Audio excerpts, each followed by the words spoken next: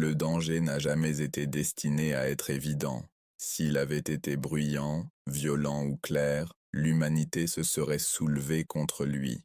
Mais la plus grande menace de l'histoire a compris très tôt une chose. Pour contrôler les gens, tu n'as pas besoin de chaînes, tu n'as besoin que de leur attention. Et ainsi, tandis que le monde scrutait l'horizon à la recherche d'un monstre, quelque chose de bien plus terrifiant grandissait dans le silence, un système, un dessein, un réseau d'influence tissé non pas dans les gouvernements ou les frontières, mais dans les recoins invisibles de la pensée humaine. C'était subtil au début, un changement de valeur, une transformation de culture, une nouvelle définition du succès, du bonheur et de la vérité, non pas imposée par des armées, non pas proclamée par des rois, mais murmurée doucement à travers les écrans, le divertissement, la politique et l'insatiable soif de toujours plus, le monde pensait évoluer. Mais il était en train d'être façonné, étape par étape, idée par idée, génération après génération. C'était le génie du système d'Ajalik. Il a appris à l'humanité à désirer ses propres chaînes. Il n'a pas brisé les nations, il a brisé les identités. Il a brisé la capacité de questionner. Il a brisé l'instinct de chercher la vérité, parce qu'une fois qu'un esprit cesse de questionner, il n'a plus besoin d'être contrôlé, il se contrôle lui-même. Pendant des siècles, les gens ont imaginé le Dajjal comme une seule figure, un tyran qui conquérirait des terres et réduirait des nations en esclavage. Ils imaginaient des batailles avec des épées ou des armées, des bannières levées et des déserts tremblants sous les sabots. Mais la guerre avait changé bien avant que nous ne le réalisions. Cette époque n'est pas celle des armées, c'est celle de l'influence. Ce champ de bataille n'est pas fait de terre et de pierre, il est fait d'écrans, de récits et d'informations. Cette guerre ne se combat pas avec des armes, elle se combat avec des idées, et les idées sont bien plus dangereuses. Elles entrent sans être vues, elles se répandent silencieusement. Elles remodèlent des civilisations entières sans une seule goutte de sang. La vraie menace n'a jamais été l'arrivée du Dajjal, mais le système préparé pour lui. Un système qui ne contrôle pas les territoires. Il contrôle la perception. Un système qui n'a pas besoin de détruire la religion. Il doit seulement la diluer. Un système qui ne fait pas taire la vérité. Il la remplace simplement par du bruit. Chaque génération avançait d'un pas vers un monde où les mensonges sonnent rassurants et où la vérité paraît offensante, où la moralité devient flexible et les désirs deviennent sacrés, où la célébrité est adorée et l'humilité est ridiculisée, où l'on défile sans fin, sans savoir que chaque mouvement du doigt façonne les croyances, où les humains se sentent libres, tout en vivant dans des cages construites de divertissement, de distraction et d'illusions. Ce n'était pas un hasard, c'était une construction, c'était de l'architecture, un empire soigneusement bâti sans roi, sans drapeau, sans visage. Pourtant, son influence remplissait chaque foyer, chaque poche, chaque esprit. Un système mondial jouant les marionnettistes avec deux choses qui définissent le comportement humain, la peur et le désir. La peur fait obéir les humains, le désir les fait oublier qu'ils obéissent. Et entre ces deux forces, un empire silencieux s'est élevé, plus fort que les nations, plus riche que les rois et plus influent que les armées. Certains appellent cela la mondialisation, d'autres appellent cela le progrès, d'autres encore la modernité. Mais la vérité est plus sombre. C'est un système construit pour préparer le monde à celui qui prospère dans la tromperie. Et la partie la plus terrifiante, les gens l'aiment, ils le défendent, ils le célèbrent, ils en dépendent. Parce que la plus grande forme d'esclavage, c'est quand l'esclave croit qu'il est libre.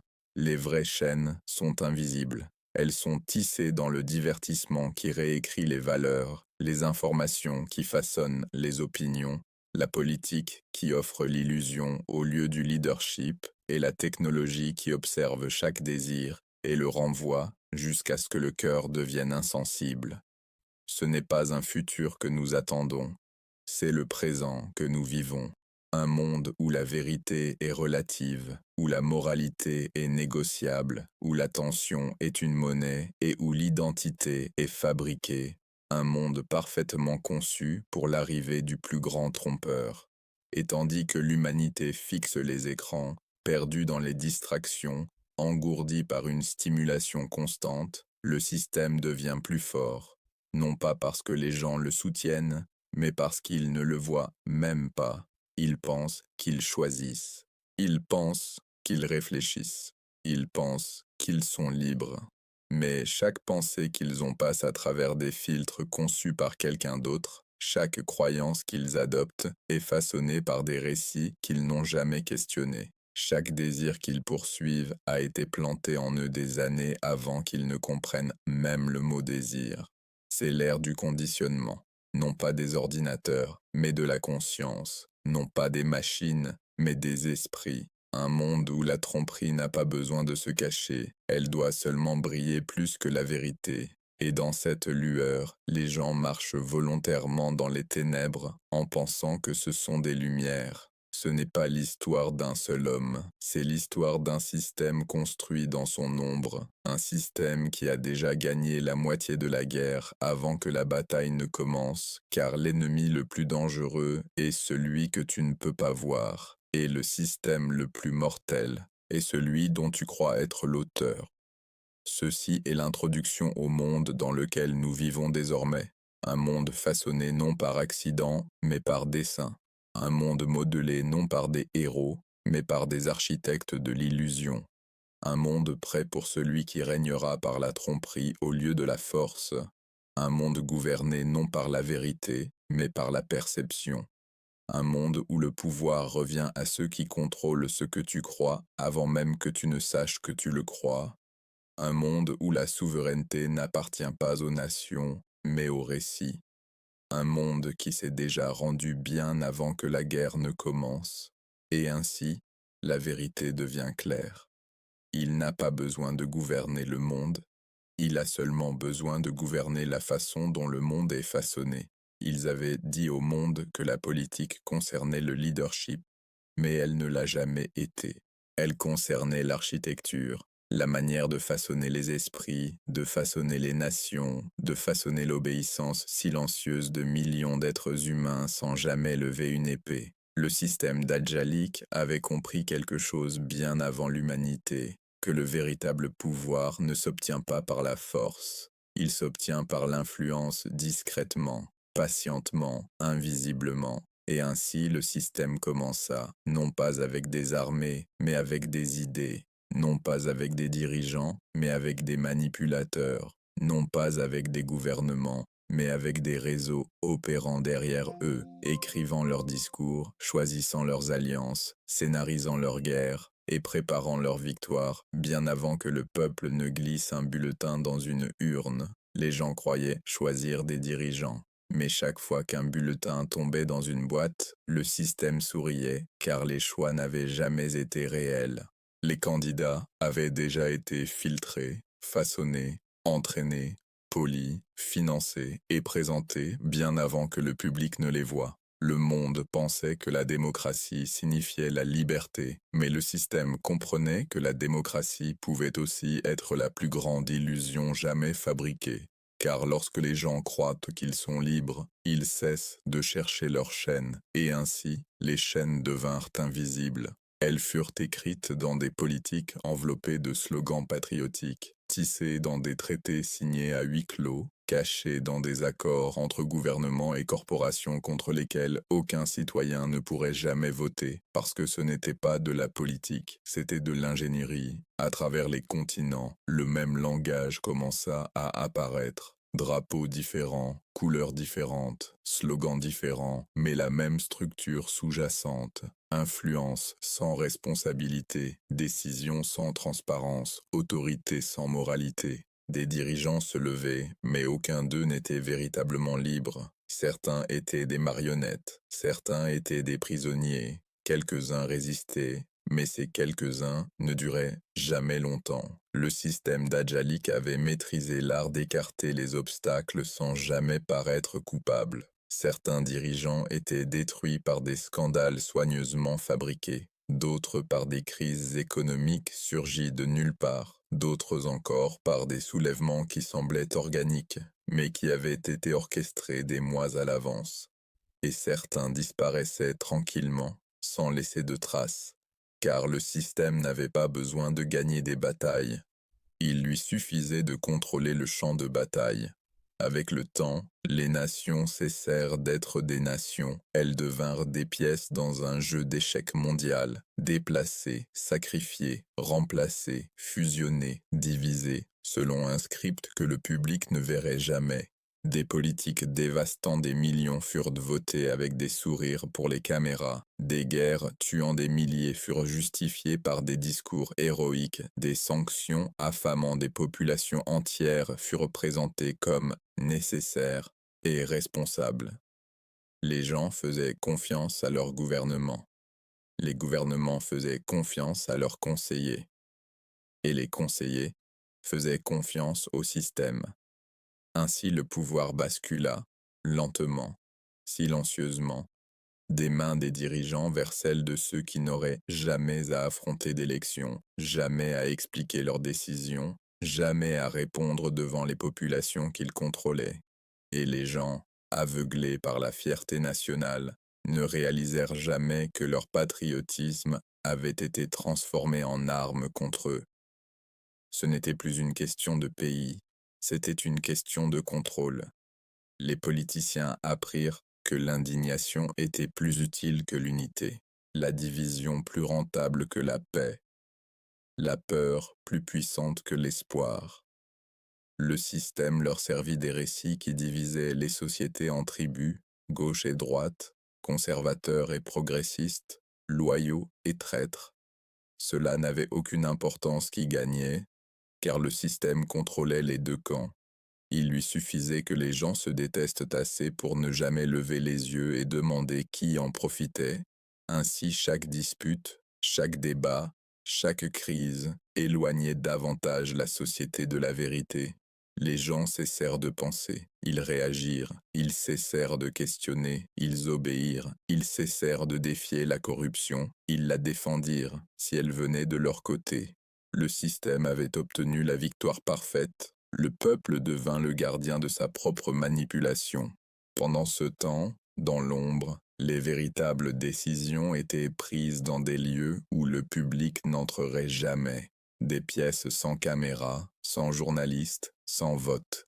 Des réunions où le destin des nations était décidé par ceux qui n'avaient jamais été élus, jamais vus, jamais tenus responsables. Ils concevaient les virages politiques comme des architectes conçoivent des plans. Ils renversaient les gouvernements comme les traders déplacent les marchés. Ils installaient des dirigeants comme les producteurs choisissent des acteurs dans un film. Car la politique n'était pas du leadership, c'était une performance. Et chaque dirigeant ne faisait que jouer le rôle qu'on lui permettait de jouer. Certains croyaient être aux commandes, d'autres savaient qu'ils ne l'étaient pas, mais tous opéraient dans des limites tracées par des mains invisibles. Le monde pensait assister à de la politique locale, ce pays contre cet autre, ce dirigeant contre cet autre. Mais ce n'était jamais local, c'était toujours global. Un système synchronisé, tissé d'agendas s'étendant bien au-delà des frontières.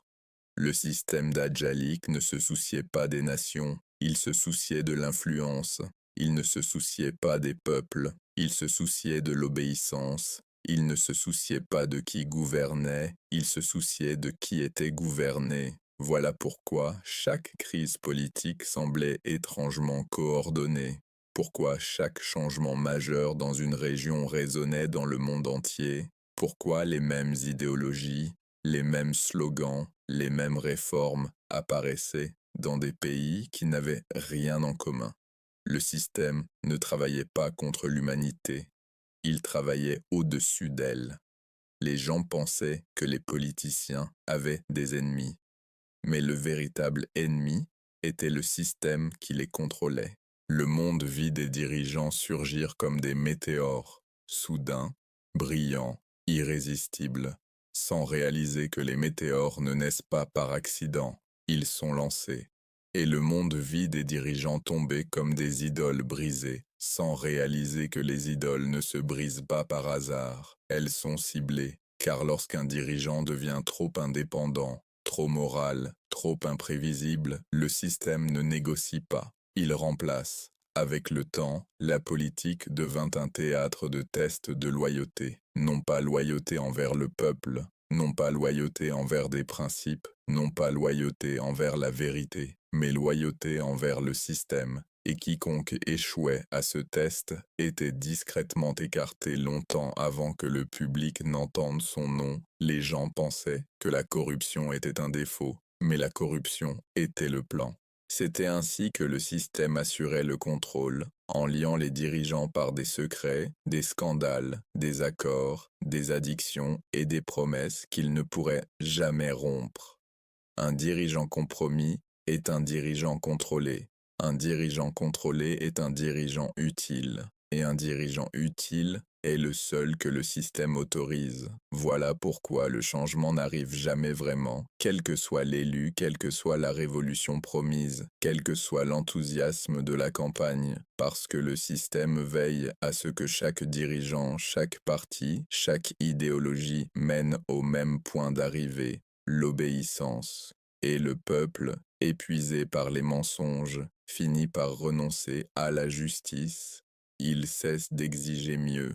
Il accepte la corruption comme normale. Il défend des dirigeants qui l'ont oublié depuis longtemps. Et à chaque génération, le système devient plus difficile à voir, plus sophistiqué, plus invisible, plus profondément enraciné dans la psychologie de la société, jusqu'à ce que les gens commencent à croire que c'est simplement ainsi que le monde fonctionne, que l'injustice est normale, que les mensonges sont nécessaires, que la corruption est une survie, que la manipulation est un leadership, et que questionner le pouvoir est dangereux. C'est alors que le système sait qu'il a gagné, car contrôler les gouvernements est facile, contrôler l'esprit des peuples est la vraie victoire, et le système d'Adjalik attend cette victoire depuis très longtemps, la bâtissant pierre par pierre, crise après crise, dirigeant après dirigeant, loi après loi, et maintenant, alors que le monde vacille dans la confusion, avec des nations s'effondrant dans la polarisation, des dirigeants montant sans âme, et des peuples défendant leur propre chaîne,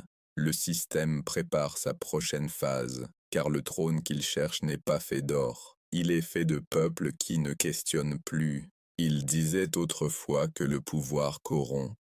Mais le système d'Adjalik avait compris quelque chose de bien plus dangereux. La corruption crée la dépendance, et les dirigeants dépendants deviennent des serviteurs loyaux. Partout dans le monde, les structures politiques se transformèrent lentement en réseaux de conformité. Les dirigeants n'étaient plus choisis pour leur sagesse, leur intégrité ou leur courage.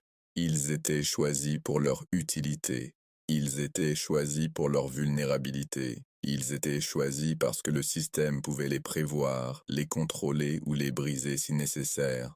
Certains entraient en politique avec des intentions pures, mais les intentions pures ne survivent pas dans une machine polluée. Au moment où ils accédaient au pouvoir, ils entraient dans un champ de bataille où la vérité était un handicap et la moralité une faiblesse. Chaque dirigeant apprenait rapidement la règle non écrite. Tu ne montes que si quelqu'un t'autorise à monter, et tu ne restes que si quelqu'un profite de ton maintien. Le système commença à leur offrir des choix, soigneusement emballés, magnifiquement décorés, impossibles à refuser. Soutiens cette politique, et tu gagneras de l'influence. Signe cet accord, et tu assureras ton avenir. Approuve cette loi, et ta carrière ne tombera jamais. Au début, ces choix semblaient inoffensifs, puis ils devinrent discutables, puis ils devinrent immoraux. Et quand un dirigeant réalisait enfin ce qu'il était devenu, il était trop tard. Il était déjà lié par 1000 ficelles invisibles, chacune attachée à une décision qu'il ne pourrait jamais défaire. Certains dirigeants tentèrent de fuir, mais fuir un système mondial, c'est comme essayer d'échapper à sa propre ombre. Elle te suit, elle t'entoure, elle t'expose. Le système connaissait chaque faiblesse, chaque secret, chaque désir caché. Il savait comment manipuler la peur. Il savait comment transformer l'ambition en arme. Il savait comment briser un homme sans jamais le toucher. Et ainsi, les dirigeants cessèrent de résister. Ils acceptèrent l'illusion du contrôle. Ils obéirent aux mains invisibles qui guidaient leurs décisions. Ils se soumirent à un système qui leur promettait le pouvoir, tout en leur volant leur âme. Pendant ce temps, le monde écoutait leurs discours et croyait que ces mots étaient les leurs. Mais rien de ce qu'ils disaient n'était spontané, rien n'était authentique. Chaque phrase était calculée, chaque pause était répétée, chaque message était écrit par des esprits travaillant derrière le rideau. La politique devint un théâtre. Le peuple devint le public, et le système devint le metteur en scène. Les décisions qui semblaient chaotiques étaient délibérées, les politiques qui paraissaient absurdes étaient stratégiques, les actions apparemment irrationnelles étaient orchestrées. Et le monde se demandait pourquoi les nations continuaient d'entrer dans des conflits, des crises et des effondrements, sans jamais comprendre qu'un système fondé sur la manipulation ne peut pas produire la paix. Il ne peut produire que le contrôle. À mesure que les crises mondiales augmentaient, les gens se tournaient désespérément vers leurs dirigeants pour obtenir de l'espoir. Pourtant, chaque solution offerte semblait pousser le monde plus profondément dans la dépendance, plus de surveillance, plus de restrictions, plus de pouvoir centralisé, plus d'autorité incontestée. Et les gens l'acceptaient, parce que la peur aveugle le jugement. La peur est le plus ancien outil des tyrans, l'arme de contrôle la plus efficace, et le système l'avait maîtrisée depuis longtemps. Chaque crise devenait une échelle pour que le système grimpe plus haut, chaque catastrophe devenait une occasion d'affermir son emprise, chaque urgence devenait une raison d'étendre l'autorité. Les gens croyaient que ces changements étaient temporaires. Mais rien n'est plus permanent qu'un pouvoir politique temporaire. Et lentement, ce que le monde craignait autrefois devint normal. Ce que le monde questionnait autrefois devint accepté. Ce que le monde résistait autrefois devint loi. Les chaînes qui autrefois semblaient lourdes devinrent invisibles et la prison qui autrefois semblait étouffante commença à sembler sûre. Le système n'avait pas besoin de loyauté.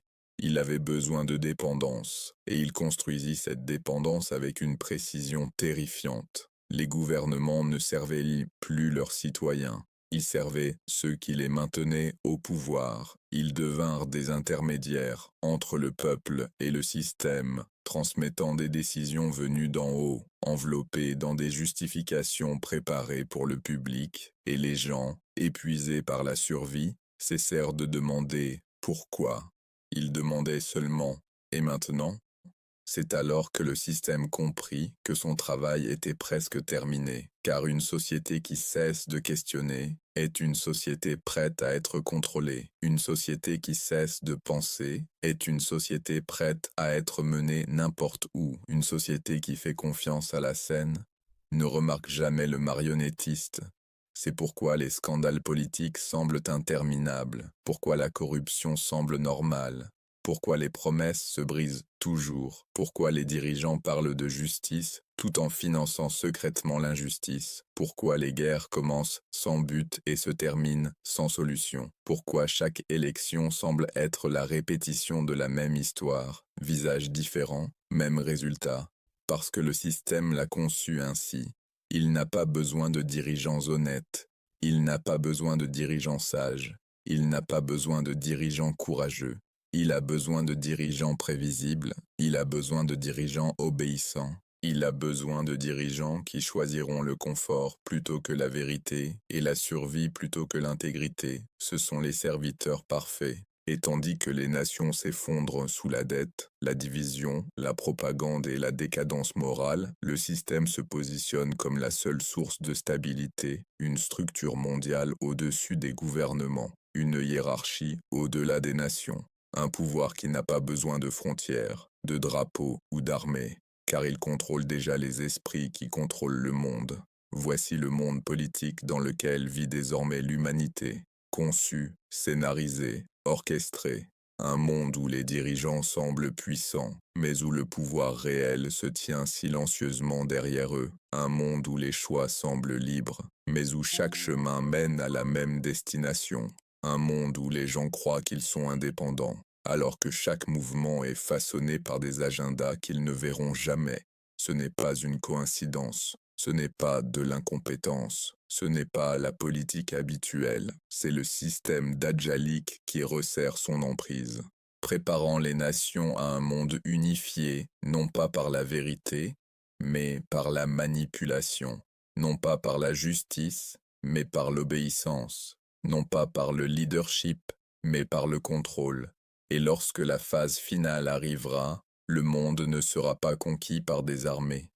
Il sera conquis par des systèmes déjà acceptés, déjà approuvés, déjà normalisés.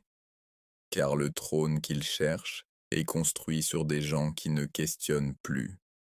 Il nous avait toujours dit que les médias n'étaient que du divertissement, juste du bruit pour remplir le silence, juste des histoires pour passer le temps. Mais nous n'avions jamais réalisé que les histoires pouvaient devenir des croyances, et que les croyances pouvaient devenir des chaînes, bien avant que les armées ne marchent, bien avant que les dirigeants ne s'élèvent, bien avant que les nations ne soient manipulées. Le système Dajjalique comprit quelque chose que l'humanité ignorait. Si tu peux contrôler ce que les gens voient, tu peux contrôler ce qu'ils croient. Et si tu peux contrôler ce qu'ils croient, tu peux contrôler qui ils deviennent. Cela n'a pas commencé avec des armes. Cela a commencé avec des écrans, de petits rectangles lumineux qui sont entrés dans nos foyers comme des invités inoffensifs, et qui sont devenus lentement les enseignants silencieux d'une génération entière. Des écrans qui nous ont dit ce qu'est la beauté, des écrans qui nous ont dit ce que signifie la réussite, des écrans qui nous ont dit quoi désirer et quoi haïr et à qui faire confiance et qui craindre. Peu à peu, le monde a cessé de demander « Est-ce vrai ?» et a commencé à demander « Est-ce que ça trend ?» La vérité est devenue une question de popularité, la moralité une question de convenance, le mensonge une question de répétition. Et le système Dajjalique souriait, car il savait que le mensonge le plus facile à accepter est celui enveloppé dans le divertissement. Il n'avait pas besoin de convaincre qui que ce soit. Il avait seulement besoin de les distraire, assez longtemps pour que la vérité devienne un bruit de fond. Les films devinrent des sermons, les célébrités devinrent des prophètes, les influenceurs devinrent les nouveaux érudits, les créateurs de contenu devinrent les nouveaux enseignants d'une génération qui ne questionnait plus rien, tant que cela semblait beau, dramatique ou excitant.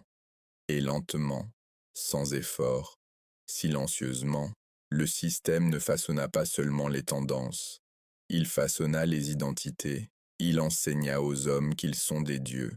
Il enseigna aux femmes qu'elles sont des trophées. Il enseigna aux enfants que la rébellion est du pouvoir. Il enseigna à la société que le péché est la liberté. Mais il ne cria pas ses idées. Il les chuchota, doucement, répétitivement, sans fin, jusqu'à ce qu'elles ressemblent à nos propres pensées.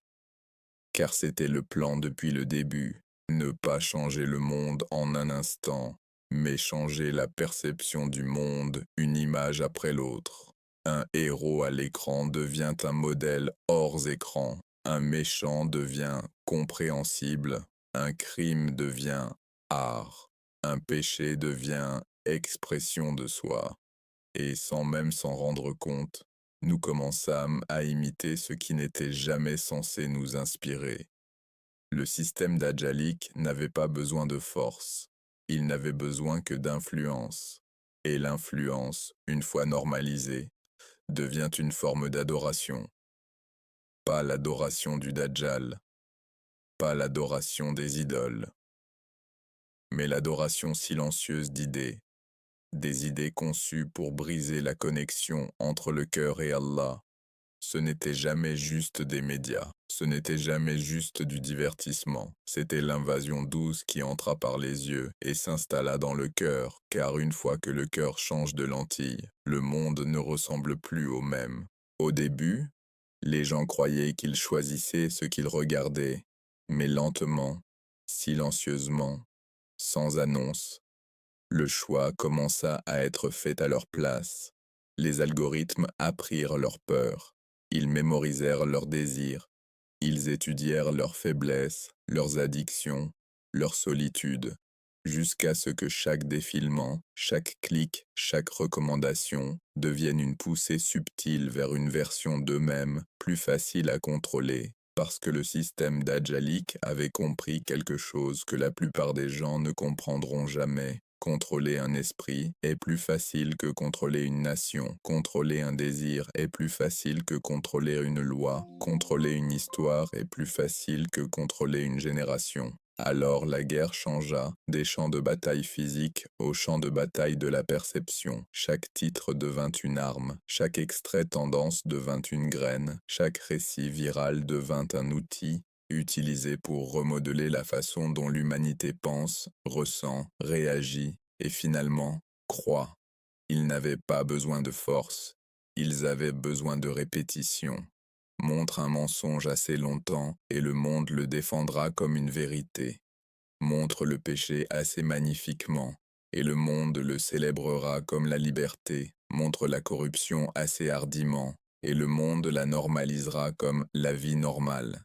Et pendant que les nations se disputaient, et que les sociétés se combattaient, et que les familles se déchiraient autour d'idées qu'elles n'avaient jamais vraiment formées elles-mêmes, le système observait et souriait, parce qu'il savait que le chaos venait des graines qu'il avait plantées à travers des écrans que les gens n'avaient jamais remis en question. Il remplaça les savants par des célébrités, la sagesse par le sarcasme, la vérité par l'opinion et la droiture par le choix personnel. Les gens ne remarquèrent même pas quand ils cessèrent de penser, parce que le système leur avait promis de penser à leur place. Lentement, le monde oublia que le divertissement devait être temporaire, il devint identité, il devint culture, il devint la nouvelle écriture d'une génération dont les cœurs n'ouvraient plus la vraie écriture. Les médias ne rapportaient plus les événements, ils fabriquaient des récits. Chaque angle de caméra avait une intention. Chaque mot était choisi stratégiquement. Chaque silence avait un sens. Les faits n'étaient plus des faits, ils étaient des options. Les gens cessèrent de vivre dans la réalité et commencèrent à vivre dans des versions de la réalité conçues par ceux qui comprenaient à quel point l'esprit humain devient fragile lorsqu'il est surstimulé et sous-guidé. Et le système d'Ajalik prospéra dans cette fragilité. Il découvrit que la plus grande victoire n'est pas de faire aimer le faux, mais de faire détester la vérité qui dérange leurs désirs, la vérité qui exige des efforts, la vérité qui réveille l'âme, la vérité qui les ramène vers Allah. Alors le système recouvrit cette vérité par la distraction, par le bruit, par une stimulation constante, jusqu'à ce que le silence lui-même devienne l'ennemi, parce que le silence réveille le cœur, le silence expose l'illusion, le silence rappelle à l'âme ce qu'elle a perdu, et le système d'Ajalik craint un cœur éveillé plus que toute autre chose. Alors, il noya la terre sous le contenu jusqu'à ce que les gens oublient comment vivre sans lui. Pas parce qu'ils aiment le contenu, mais parce qu'ils craignent le silence en eux-mêmes. Et à travers tout cela, le système accomplit ce que les armées n'ont jamais pu accomplir. Il reprogramma la façon dont l'humanité voit le monde, là où le péché paraît inoffensif, là où la modestie paraît dépassée, là où la foi paraît extrême, là où la vérité paraît offensante, et où la tromperie paraît normale. Et c'était le but depuis le début. Le Dajjal n'a pas besoin de changer la réalité. Il a seulement besoin de changer la lentille à travers laquelle les gens la voient.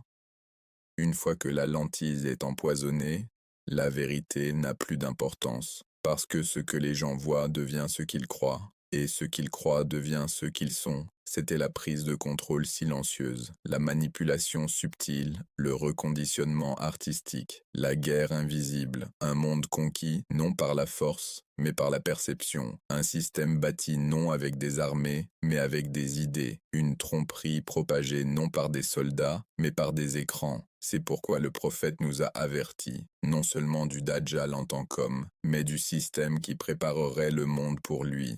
Parce que la plus grande illusion est celle dont on ne réalise jamais qu'on vit à l'intérieur, et les médias en sont les maîtres. Ils ne changent pas la réalité, ils changent ta lentille. Il fut un temps où l'humanité croyait que le danger arriverait avec des armées, des bannières et des cris de guerre. Un temps où les gens imaginaient la tyrannie comme un homme sur un trône, des soldats à ses pieds, et le monde tremblant sous la force brute. Personne n'imaginait que le plus grand empire de contrôle arriverait silencieusement, sans une seule épée tirée, sans un seul champ de bataille marqué de sang, sans qu'un tyran n'ait jamais besoin d'élever la voix, car les tyrans les plus puissants ont appris quelque chose que l'humanité a ignoré pendant des siècles. Si tu contrôles ce qu'une personne voit, tu contrôles ce qu'elle croit, et si tu contrôles ce qu'elle croit, tu contrôles entièrement la personne. Ce fut le début de l'ère technologique dajjalique, un monde où les machines ont remplacé les messagers, les écrans ont remplacé les enseignants, les notifications ont remplacé la conscience, et les algorithmes ont remplacé le destin. Un monde où l'âme humaine devint le champ de bataille et l'attention humaine devint l'arme.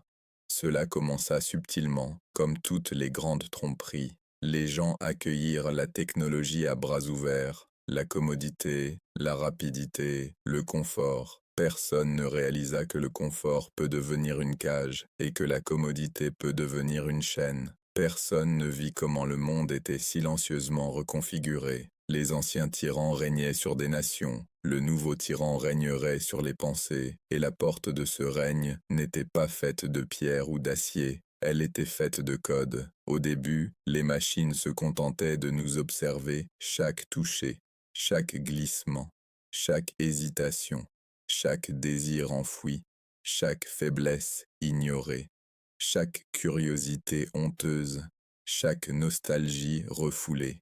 Les machines regardaient, mémorisaient, analysaient et stockaient. Elles apprirent nos peurs plus précisément que nous ne pouvions les décrire. Elles apprirent nos désirs plus honnêtement que nous ne pouvions les admettre. Elles apprirent nos faiblesses plus profondément que nous n'étions prêts à les affronter. Pendant des siècles, les diables murmuraient de l'extérieur. Désormais, les murmures pouvaient vivre dans votre poche, dans votre maison, dans votre esprit. Pas avec des cornes, ni du feu, ni des tentations chuchotées dans l'ombre, mais avec de la lumière, des pixels et des recommandations. L'humanité ne comprit pas la transformation.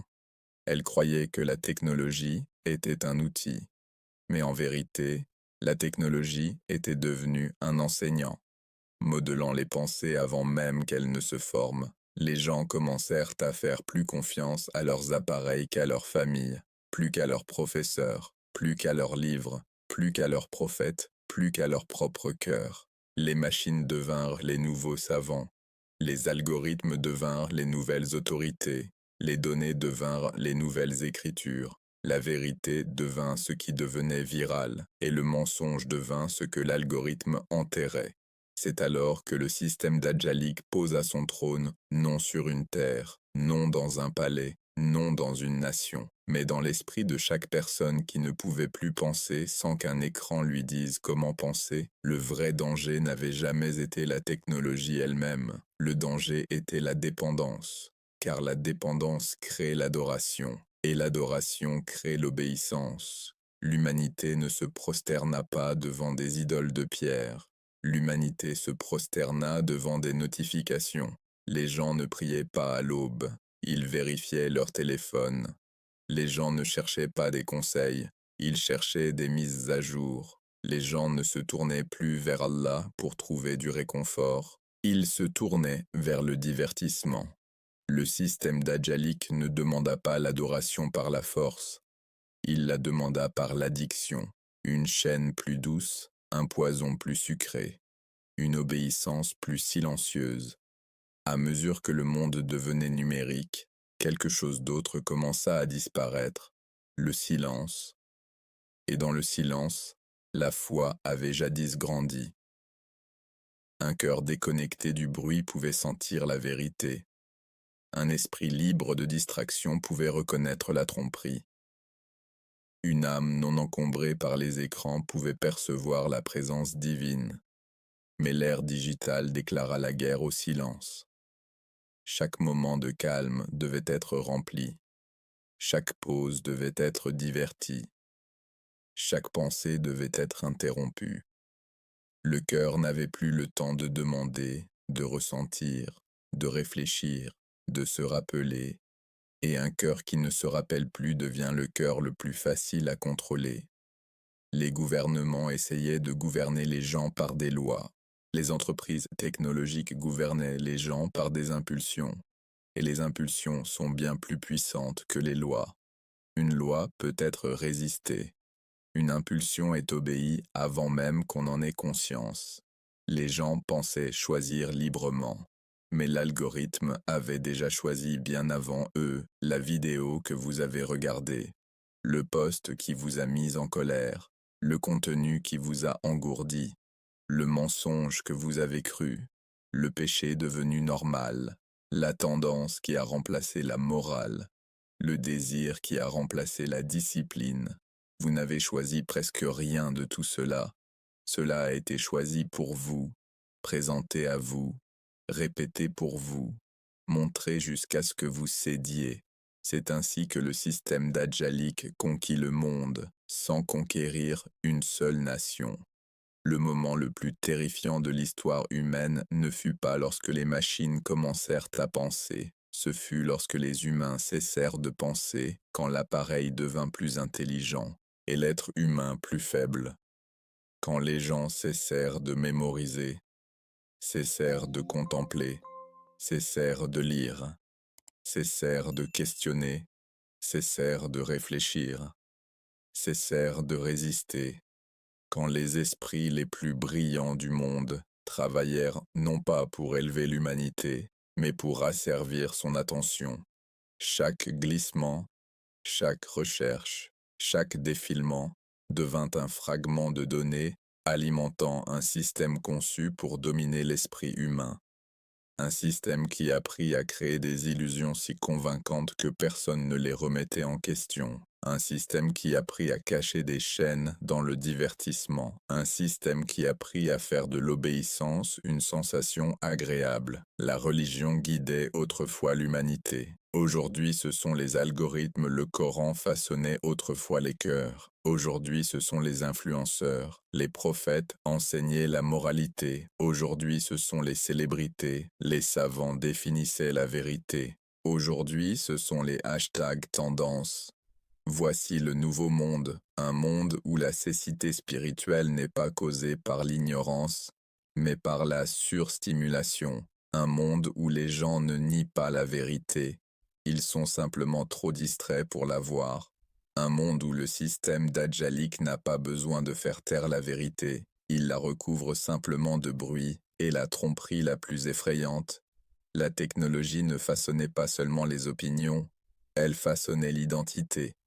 Les gens ne demandaient plus « Qui suis-je ?» Ils demandaient à l'algorithme « Que devrais-je vouloir ? Que devrais-je croire ? Que devrais-je craindre ? Que devrais-je suivre ? Que devrais-je désirer ? » Et l'algorithme répondait non par accident, mais avec intention. Parce que quelqu'un, quelque part, avait décidé ce que l'humanité devait devenir. Quelqu'un, quelque part, avait décidé ce que l'humanité devait oublier. Quelqu'un, quelque part, avait décidé ce que l'humanité devait adorer. Et ce quelqu'un n'était pas Dieu. Lentement, chaque être humain devint un produit. Chaque pensée devint une marchandise. Chaque désir devint une monnaie. Chaque faiblesse devint un profit. La vie privée mourut. La conscience s'éteignit. La liberté disparut. La vérité se noya, et le monde se réveilla face à une réalité effrayante. Le système Dajjalic n'a pas besoin de contrôler les gouvernements. Il contrôle les gens qui les élisent. Il n'a pas besoin de faire taire les savants. Il contrôle les plateformes dont ils dépendent. Il n'a pas besoin de réécrire les écritures. Il réécrit l'attention. Et lorsque tu contrôles l'attention, tu contrôles la réalité. Chaque année, les lignes entre le réel et l'artificiel s'estompèrent. Les visages humains furent filtrés, les voix humaines furent modifiées, les souvenirs humains furent triés, les émotions humaines furent collectées, les choix humains furent prédits. La dignité humaine fut échangée contre des likes. L'humanité s'éloigna lentement de sa propre nature et avança vers une réalité conçue par ceux qui avaient l'intention de la gouverner, une réalité conçue non pour l'illumination, mais pour l'obéissance, non pour la vérité, mais pour l'imitation, non pour la liberté, mais pour le contrôle. Le monde crut avoir atteint le sommet de l'intelligence, mais en réalité, il avait atteint les profondeurs de la manipulation, car l'intelligence sans sagesse est l'outil parfait de la tromperie, et la technologie sans moralité est l'arme parfaite du Dajjal. Ceci fut la transition silencieuse que l'humanité ne remarqua jamais. Le monde n'est pas devenu numérique. Le monde est devenu programmable. Et tout ce qui est programmable peut être contrôlé, y compris l'esprit humain. Tu n'as pas remarqué quand cela a commencé. Personne ne le remarque, parce que l'influence n'arrive jamais avec des pas ou des avertissements. Elle arrive silencieusement, invisiblement, comme un murmure tissé dans le rythme de ta journée. Chaque défilement, chaque clic, chaque like, chaque seconde où tu t'arrêtes sur une vidéo. Une machine silencieuse prend des notes, elle apprend tes peurs, elle mémorise tes désirs, elle étudie tes faiblesses avec la patience d'un prédateur, et puis, elle commence à te nourrir du monde qu'elle veut que tu vois. Un monde soigneusement construit, filtré, façonné et affûté jusqu'à ce qu'il devienne ta seule réalité. Ce n'est pas accidentel, c'est de l'architecture, c'est de la programmation, c'est le système Dajjalic derrière l'écran, guidant non pas ce que tu penses, mais comment tu penses, l'illusion du choix. Tu crois choisir ce que tu regardes, mais la vérité, on ne te sert que ce qui te garde obéissant, ce qui te garde distrait, ce qui te garde émotionnel, ce qui te garde dépendant, ce qui t'empêche de poser les questions qui pourraient te libérer. Tu crois naviguer, mais tu es guidé, tu crois explorer, mais tu es dirigé, tu crois choisir, mais chaque choix était déjà prédit, calculé et préparé avant même que ton doigt ne touche l'écran. L'apprentissage automatique ne prédit pas seulement ton prochain geste, il t'y conduit, pas à pas, touche après touche, pensée après pensée. Et tandis que tu es occupé à consommer le monde qu'ils ont construit, tu oublies de questionner le monde dans lequel tu vis. La disparition de la vérité. La plus grande victoire de la technologie moderne n'a pas été l'invention de la vitesse, de la puissance ou du confort. Ce fut le meurtre de la vérité. L'information était autrefois un chemin, un voyage que tu devais parcourir, réfléchir et vérifier. Aujourd'hui, l'information est une émotion, une réaction, un éclair d'indignation, un coup d'amusement. Tu n'enquêtes pas, tu absorbes, tu n'étudies pas, tu survoles, tu ne traites pas, tu réagis. Et dans cette réaction, la vérité meurt silencieusement, remplacée par ce que l'algorithme amplifie. Non pas ce qui est exact, non pas ce qui est bénéfique, non pas ce qui est réel, mais ce qui est rentable, ce qui est viral, ce qui est perturbateur, ce qui est destructeur, parce que le chaos te fait cliquer, la peur te garde accroché, la colère te garde en ligne, l'addiction te garde obéissant, et l'obéissance garde le système en vie. Les yeux qui ne clignent jamais, tu es recherché avant même de chercher. Tes applications lisent tes mouvements, ta caméra cartographie ton visage, ton microphone attend tout son qui ressemble à un désir, ton GPS suit chacun de tes pas, même lorsque ton téléphone est éteint. Tes empreintes numériques sont le nouvel or, non pas parce qu'elles disent au monde où tu es, mais parce qu'elles disent au système qui tu es, ta tristesse, tes tentations, ta solitude, tes impulsions, ta douleur. Chaque émotion devient un point de données. Chaque faiblesse devient un chemin. Chaque vulnérabilité devient une porte que le système ouvre, non pas pour te protéger, mais pour te façonner. Tu es le produit, tu es l'expérience, tu es la ressource exploitée en silence, et le monde célèbre cela comme de l'innovation. Le nouveau prophète, l'écran. Il fut un temps où les gens se rassemblaient autour de savants pour recevoir des conseils. Aujourd'hui, ils se rassemblent autour des écrans pour recevoir de la validation. L'écran leur dit qui admirer. L'écran leur dit quoi croire. L'écran leur dit quoi craindre. L'écran leur dit quoi haïr. L'écran leur dit comment vivre. Et lentement, sans résistance, les gens commencent à obéir parce que l'écran ne discute jamais. L'écran ne te confronte jamais. L'écran ne te corrige jamais. Il te réconforte. Il t'amuse. Il nourrit ton ego. Il masse tes illusions et t'offre un monde taillé exactement selon tes désirs, un monde où tu as toujours raison, un monde où tu n'es jamais remis en question, un monde où la vérité est sans importance, tant que tu te sens bien. Ce n'est pas la technologie au service de l'humanité, c'est l'humanité à genoux, devant la technologie, les anges et les démons numériques. Chaque défilement est une épreuve, chaque notification est une tentation, chaque vidéo est un murmure, chaque publicité est une invitation, chaque algorithme est une boussole, guidant ton cœur, quelque part. La question est, qui a programmé la boussole? Qui a décidé ce que tu dois voir? Qui a décidé ce qui doit t'influencer? Qui a décidé quelle voix mérite d'être amplifiée et lesquels méritent d'être enterrés? La technologie ne reflète plus l'humanité, elle la dirige, et la plupart des gens obéissent sans jamais réaliser qu'ils obéissent. L'effondrement imminent de la volonté humaine. Plus les machines pensent, moins les humains pensent.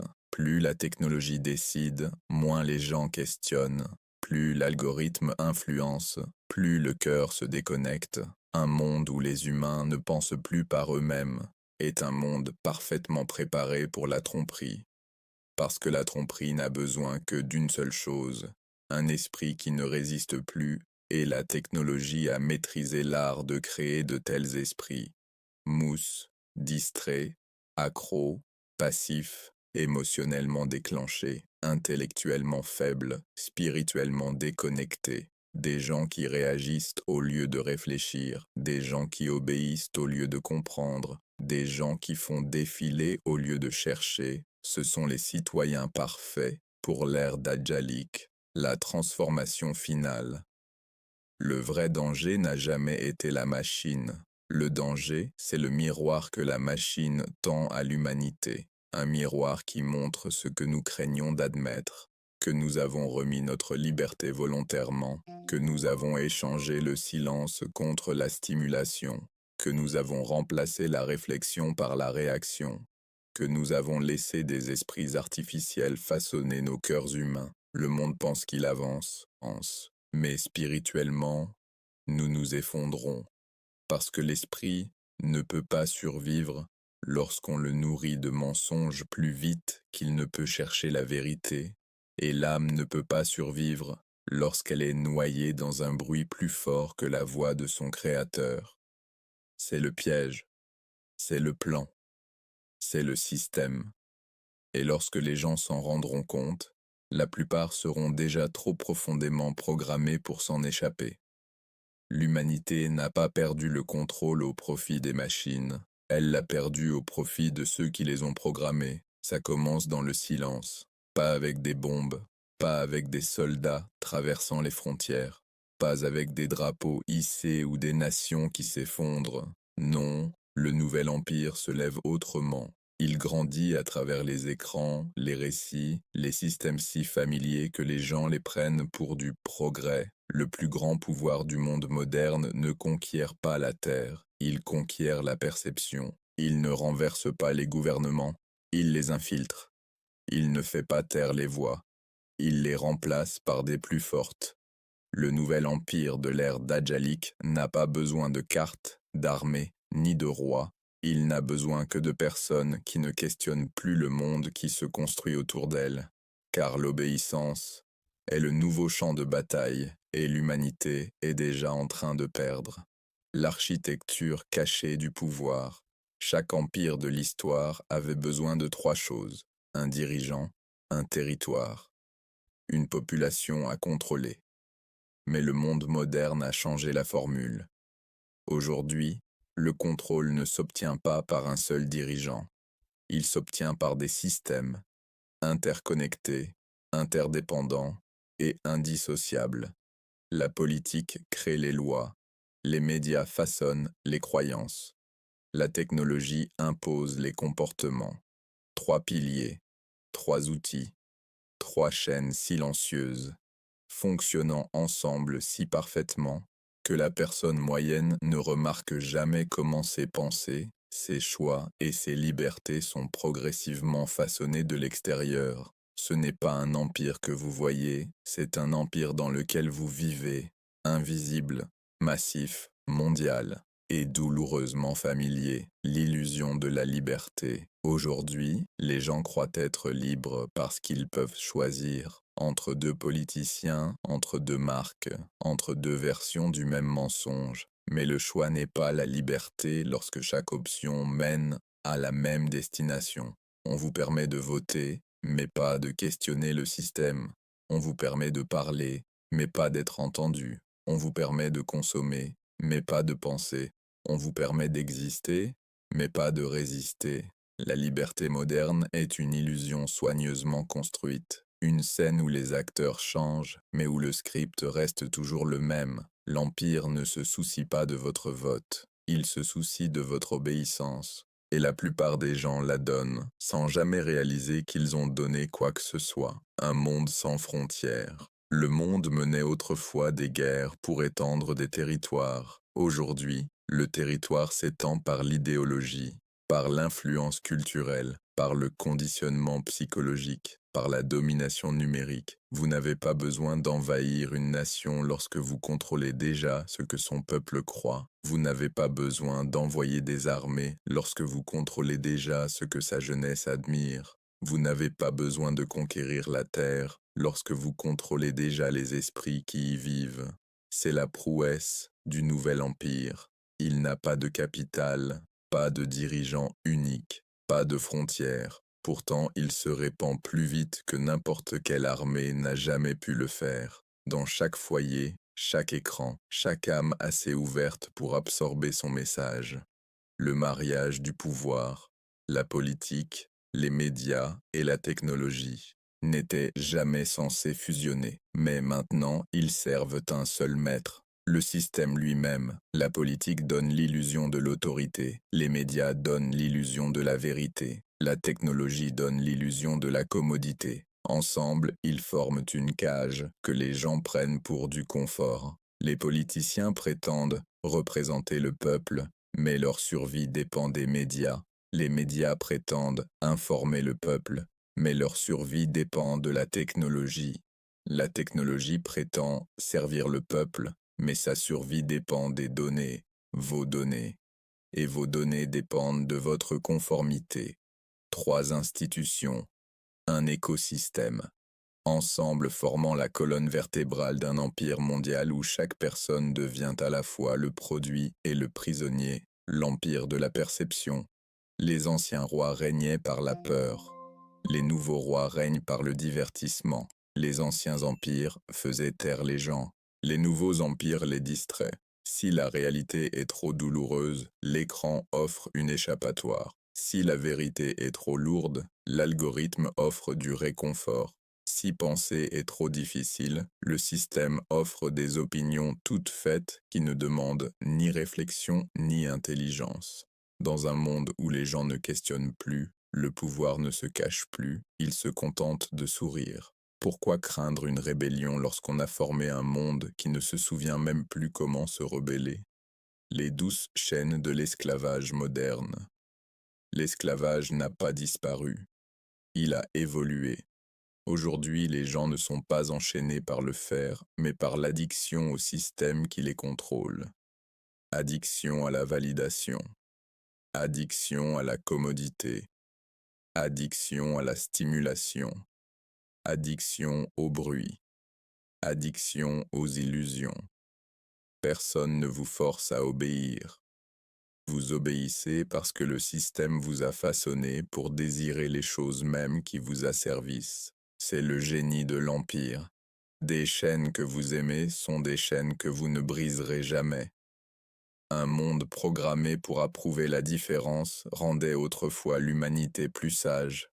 Aujourd'hui, elle la rend dangereuse. Pourquoi? Parce que le système a appris aux gens que le désaccord est une menace. Tu dois penser comme ceci, parler comme ceci, agir comme ceci, croire comme ceci, ou tu es l'ennemi.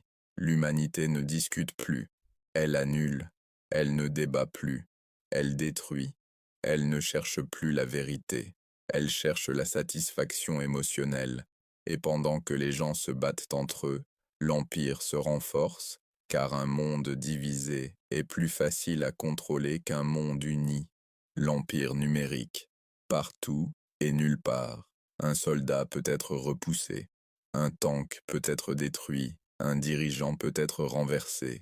Mais comment combattre un algorithme? Comment échapper à un système qui vous suit partout où vous allez?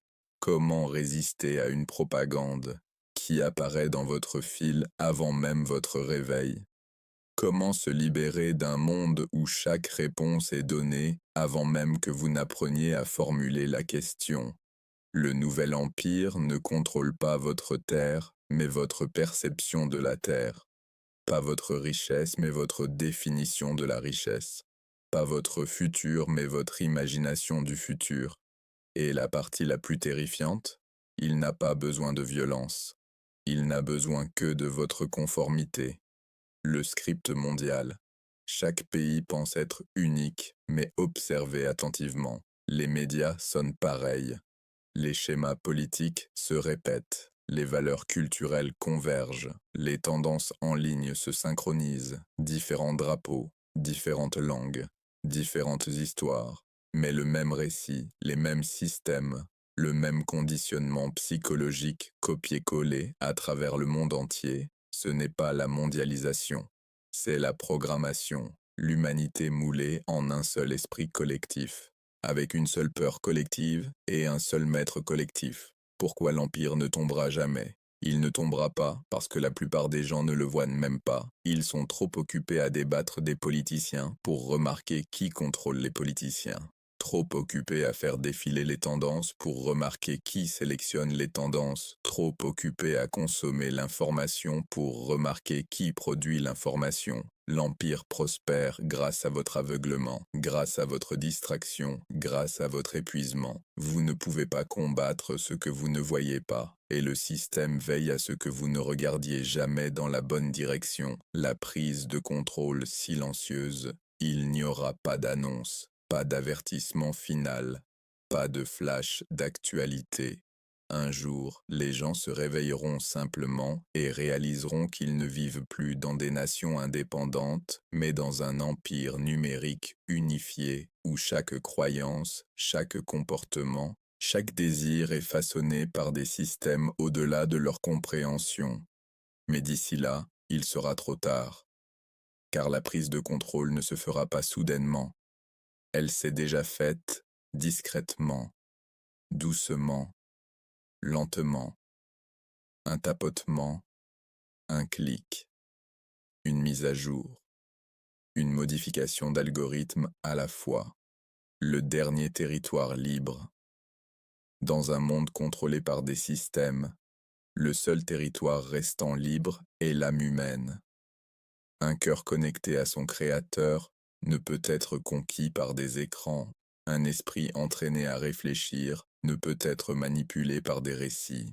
Une âme ancrée dans la vérité ne peut être déplacée par des illusions. Et c'est pourquoi cet empire ne craint qu'un seul type de personne, celui qui voit, celui qui questionne, celui qui réfléchit, celui qui refuse de se prosterner devant autre qu'Allah. De telles personnes sont les fissures du système, les rappels que, peu importe la puissance de l'Empire, il ne peut posséder l'âme qui reste ferme. Ce n'est pas un contrôle par la force, c'est un contrôle par le design.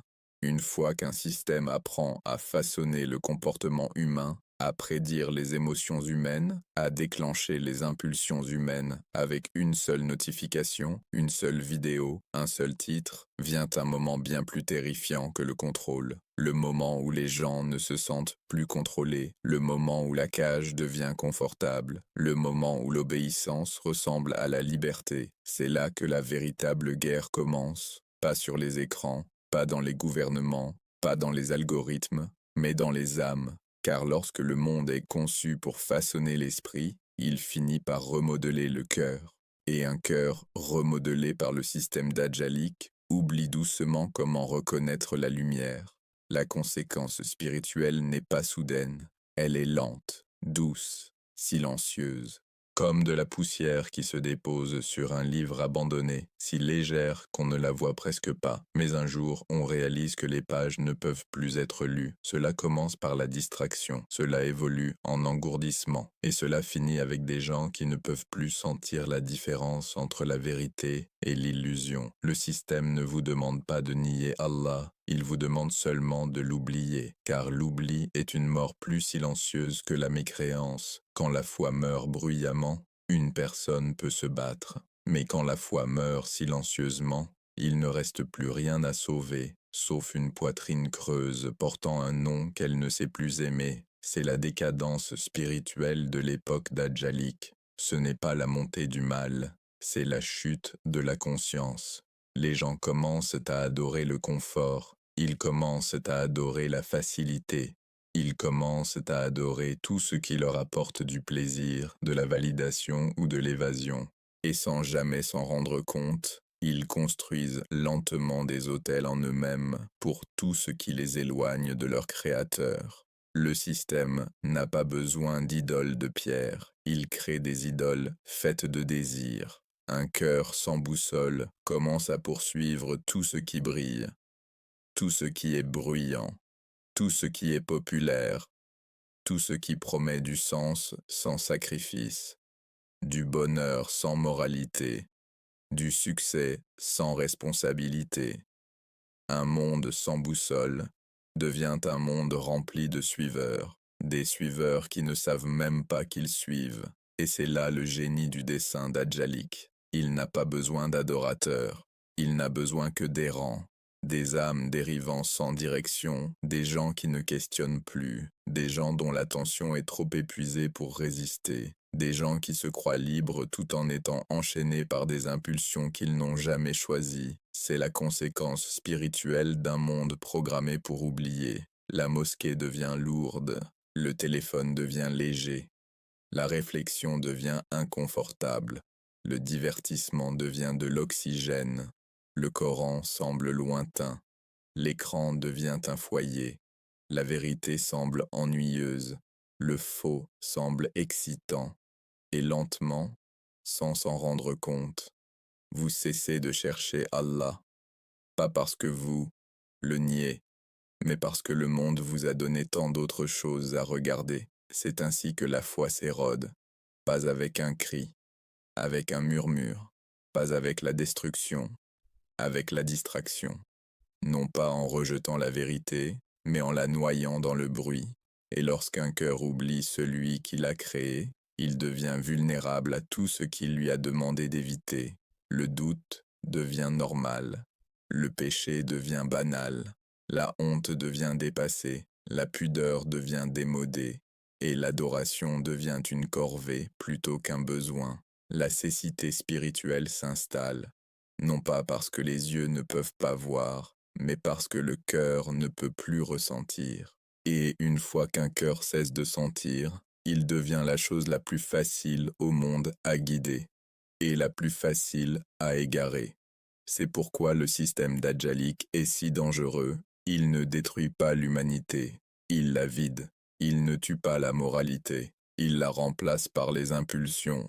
Il n'enlève pas l'âme, il l'engourdit jusqu'à ce qu'elle oublie qu'elle en a jamais eu une. Un monde spirituellement mort ne s'effondre pas. Il fonctionne, il grandit, il innove, il divertit, il se célèbre même. Mais il fait tout cela en dérivant lentement loin de celui qui lui a donné le souffle, et c'est cela la tragédie, un monde qui avance technologiquement mais recule spirituellement, un monde qui grandit en puissance mais rétrécit en pureté, un monde qui sait tout et ne se souvient de rien. Le système d'Ajalik a un dernier objectif, pas de faire que les humains m'écroient, mais de les rendre indifférents, indifférents à la vérité, indifférents à la moralité, indifférents aux cris de leur propre conscience, indifférents à la voix intérieure qui disait autrefois « Retourne vers ton Seigneur ». Car un cœur engourdi est plus facile à gouverner qu'un esprit rebelle, et quand le cœur cesse de résister, le monde devient une proie facile. C'est la conséquence spirituelle de notre époque, une civilisation qui ne peut plus sentir le poids de son propre vide, une génération qui sait faire défiler sans fin, mais qui lutte pour rester en silence 5 minutes. Une société qui prétend être connectée mais qui n'a jamais été aussi distante de son créateur, et quand l'âme perd sa boussole, elle suit n'importe quelle direction vers laquelle le monde souffle. Un monde sans Allah devient un monde rempli d'illusions, des illusions assez puissantes pour guider des nations entières, des générations entières, des destinées entières. C'est ainsi que l'humanité devient prête pour la dernière tromperie. Il n'a pas besoin de soldats, il n'a pas besoin d'armées, il n'a pas besoin d'armes. Il a seulement besoin d'un monde spirituellement endormi. Et c'est le monde qui est en train d'être construit maintenant. Un monde où la vérité est optionnelle.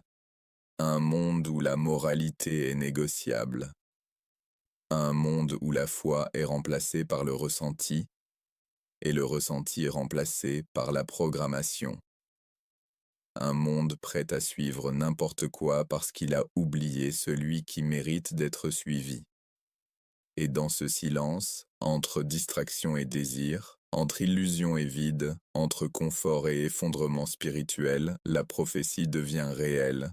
Un monde qui oublie Allah devient un monde qui suit n'importe quoi, mais même dans un monde qui oublie, dans un monde noyé dans le bruit, dans un monde construit sur des illusions et alimenté par des distractions, il existe encore des cœurs qui refusent de se noyer. Ils sont peu nombreux, dispersés, inaperçus, souvent moqués, souvent incompris, mais ils existent.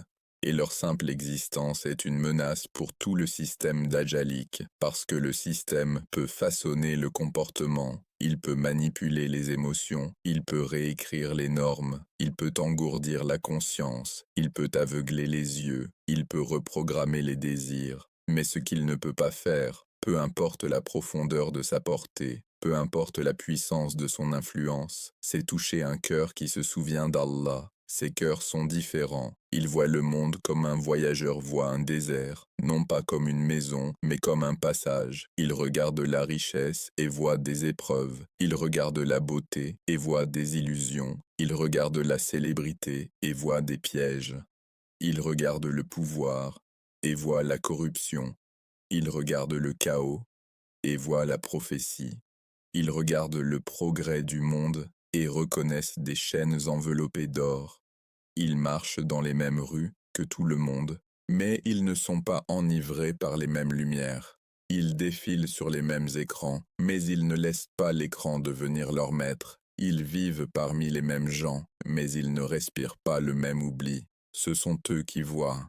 Leur clarté ne vient pas de l'intelligence, elle vient du rappel, de la discipline silencieuse des cœurs ancrés dans celui qui ne change jamais, même quand le monde change. Et parce qu'ils se souviennent de lui, ils peuvent reconnaître tout ce qui ne se souvient pas de lui.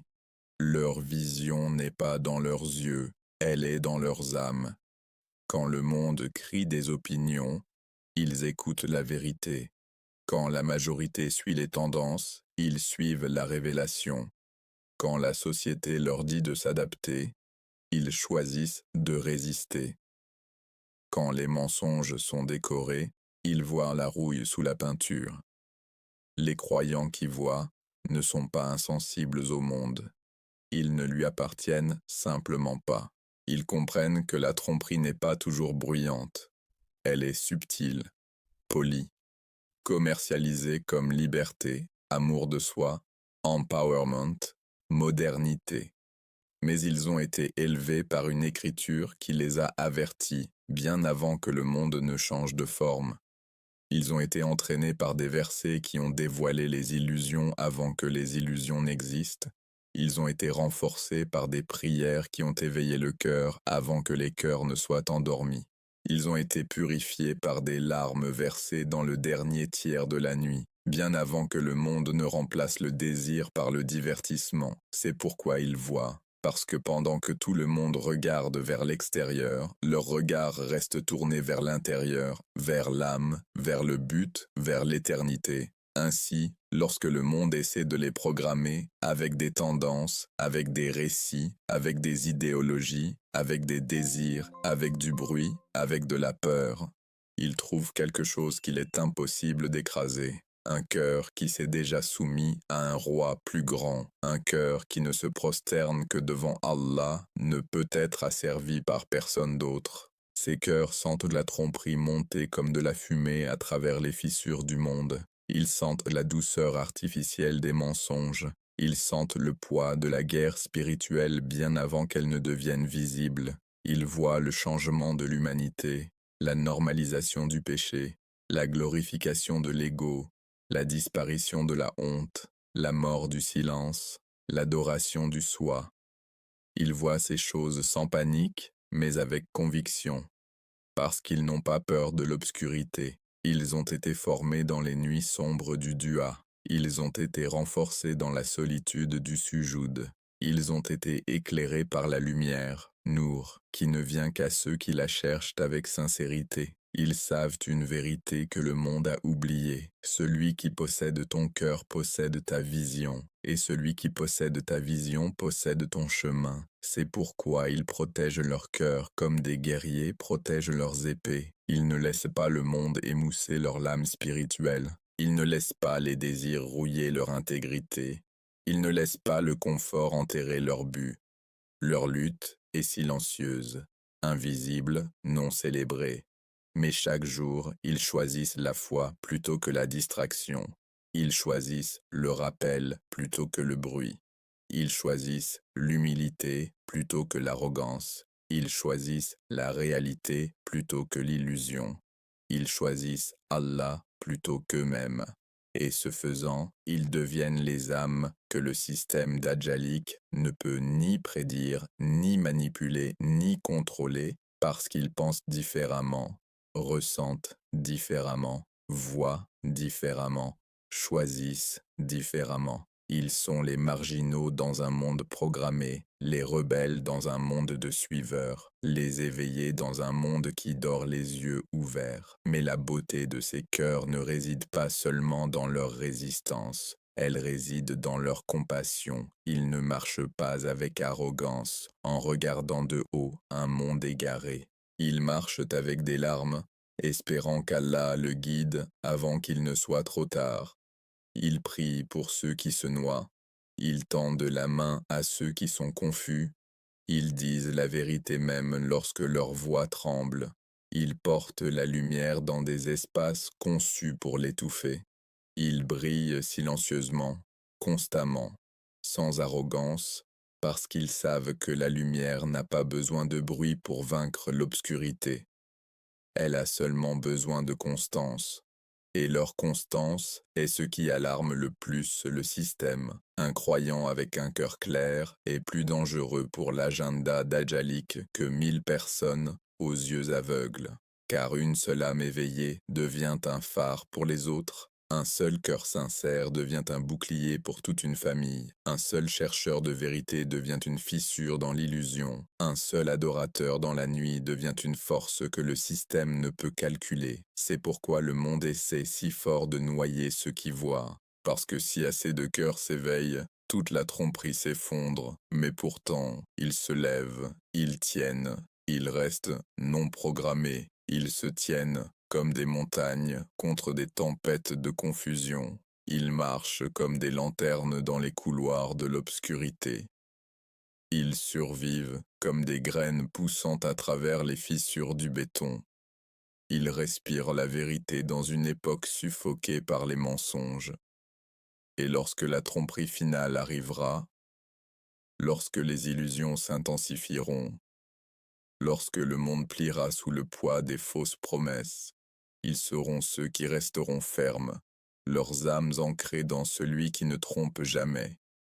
Car tandis que le monde se prépare à suivre tout ce qui brille, eux ne suivent que ce qui est intemporel, et c'est pourquoi ils seront en sécurité, protégés, guidés, parce que le prophète a dit que ceux qui se souviennent d'Allah dans les temps de confusion sont ceux qu'Allah se souvient lorsque la confusion devient chaos, et ces cœurs rares et précieux, seront ceux qui reconnaîtront la vérité, même lorsque le monde s'effondrera dans l'illusion. Ceux qui protègent leur cœur n'appartiendront jamais à son système.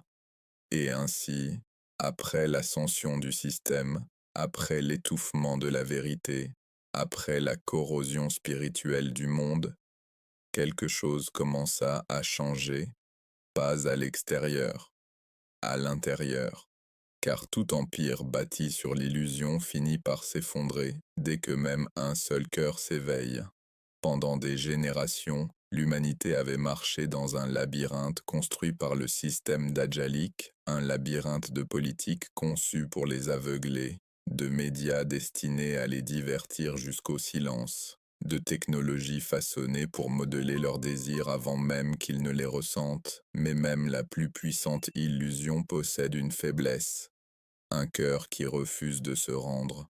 Et à chaque époque, dans chaque ère aussi puissante que devienne la tromperie, il y a toujours ceux qui s'arrêtent, ceux qui questionnent, ceux qui retirent les couches de mensonges, pensée après pensée, et au moment où un être humain commence à interroger le monde, le sortilège se brise, parce que la tromperie peut contrôler l'esprit, mais l'éveil vient de l'âme. Le monde avait été conditionné à chercher la liberté dans les systèmes politiques, technologiques, idéologiques, mais jamais en eux-mêmes. On leur avait appris à consommer, mais pas à réfléchir, à faire défiler, mais pas à méditer, à briller en ligne, mais pas à briller intérieurement. Ainsi le système d'Ajalik devint vaste, puissant, invisible, non pas parce que les gens étaient faibles, mais parce qu'ils avaient cessé de se regarder à l'intérieur. Mais maintenant, quelque chose d'entièrement différent commence.